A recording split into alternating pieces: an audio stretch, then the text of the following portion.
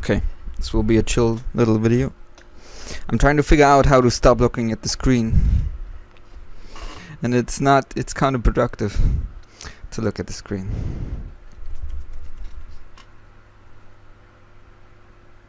Do I look sexy now? I would fuck me. Alright, I'm gonna have to cut a shitload. Alright guys, democracy. I'm getting serious now.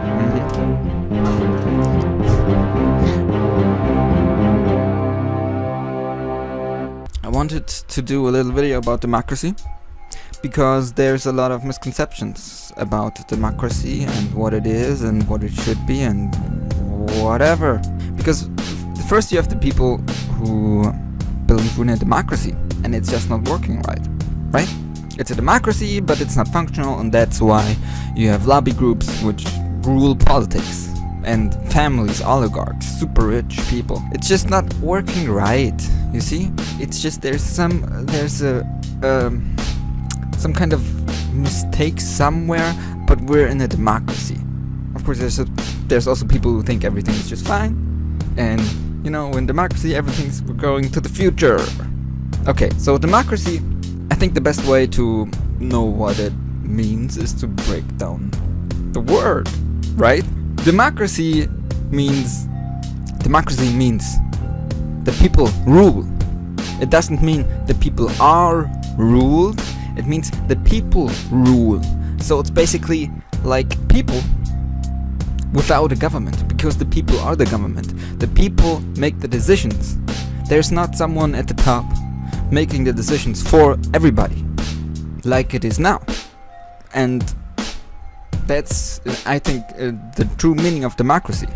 In Greece, where they tried it, ancient Greece, it was kind of not really, I mean, women weren't allowed to vote, etc., etc. But there was a consent that the public, the people, the small guy, should be part of the decision making. Right now, a democracy as a form of state, as a form of governance, a democracy as a form of governance we do not have. Our form of governance is, and most people know this but many don't, a representative republic. We have representatives who are supposed to represent the people that elect them. That's what they're supposed to do, but obviously they're not doing it. And I would suggest that the system is designed for them to not do it. When you look at how the media controls politics, or has controlled in the past, now we have alternative media and all kinds of internet shit. But in the past the media controlled politics, right? Right, you have the rich company, right? Rich family, whatever, who are working together, because you cannot, in a world where we have more than one family super rich at the top, you cannot just go everybody against each other's interests. They have to collude.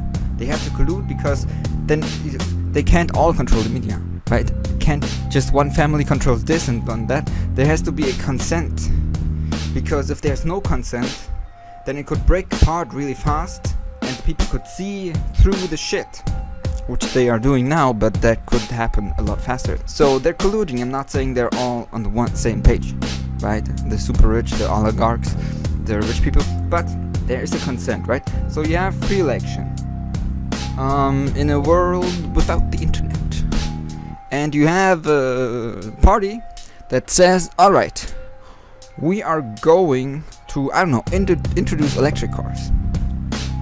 Then you have already one of the biggest lobbies in the world against you, and they're gonna pay the media so they will not cover you. Also because they have friends in other big lobbies, so they can just lobby the media. And if your party gets elected because you get through somehow, they can still lobby within your own party and try to get the people within your party to turn against you, which has happened many times in the past, because they have this lobbying, they have the money, they pay their workers nothing, they charge extremely high prices, all the big corporations, for the product. So if you don't pay a lot of money to the workers and you charge a lot of stuff for the product, and through corruption and cartel building You're essentially creating monopolies. Nobody can compete with you, and you make tons of money, which you then can use because everybody just wants fucking money in their life. So you just go to politicians and media corporations, which it's been always a tool of manipulation and control. I think in the past it's been way more subtle, but it's always been that way. Of course, there's journalists, there's people. These people want to uncover the truth, right? I hope that they have that urge, many of the journalists. But they also want to get paid because they want to eat and they don't want to fucking starve to death and land on the fucking street. Right? So, of course, they're not bad people, right? They are just doing what seems to them the best thing in their own fucking interest. And everybody could replace them. If I was a journalist, I'm like, alright, I haven't had enough of this. I'm not gonna make a plain snake reference. Let's get my shit together. If you're a journalist and you say, alright, I'm gonna break the habit. I'm going to do a story that my CEO is not gonna like, and that his financiers are gonna like even less.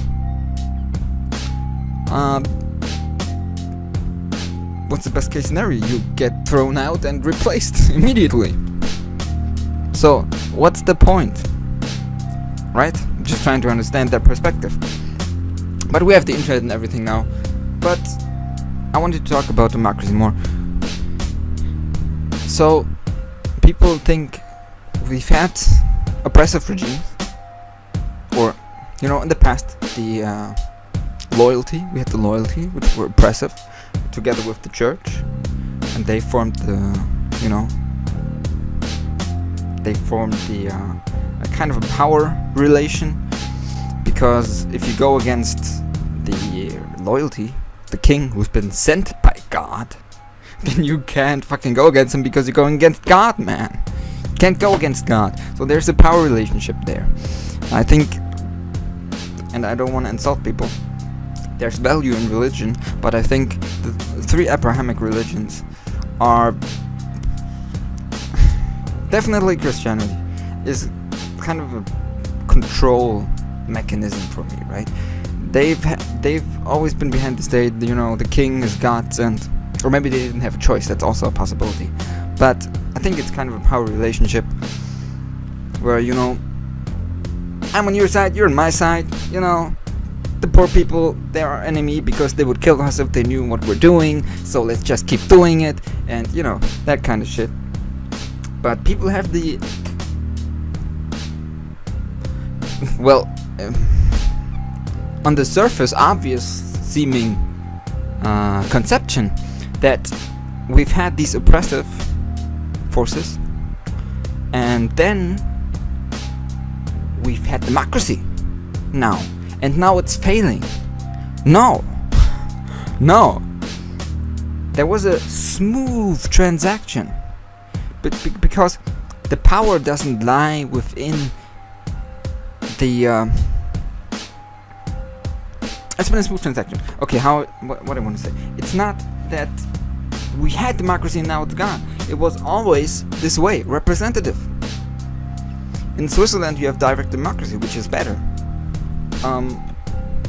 It's a lot better. But what I want to say is it was a smooth transaction, right? The banking institution stayed the same. If the government has to tax you to pay for currency that they buy from a central bank, which they have to pay back with interest, then the banks are essentially stealing from you, from every taxpayer who's not in the big corporations and lobbies and can afford anything, doesn't have to care. So these institutions stayed the same. No government prints their own money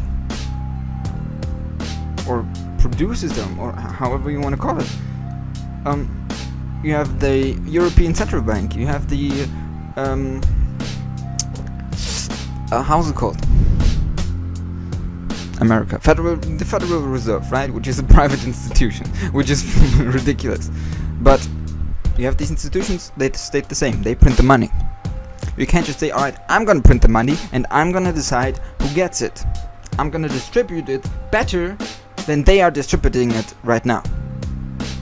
Can't do that. Fucking war, apocalypse, everybody dies, new democracy being established. That's the reaction that would happen. In my view, but I cannot see the future. I have to stop looking at the screen. So it's never been like we unlocked democracy and now it's failing. It was always designed to, I mean, these people, these families, the 1%, 0.001%, the super rich, the big lobbies, big corporations, banking families, etc. These people were in control before we had democracy.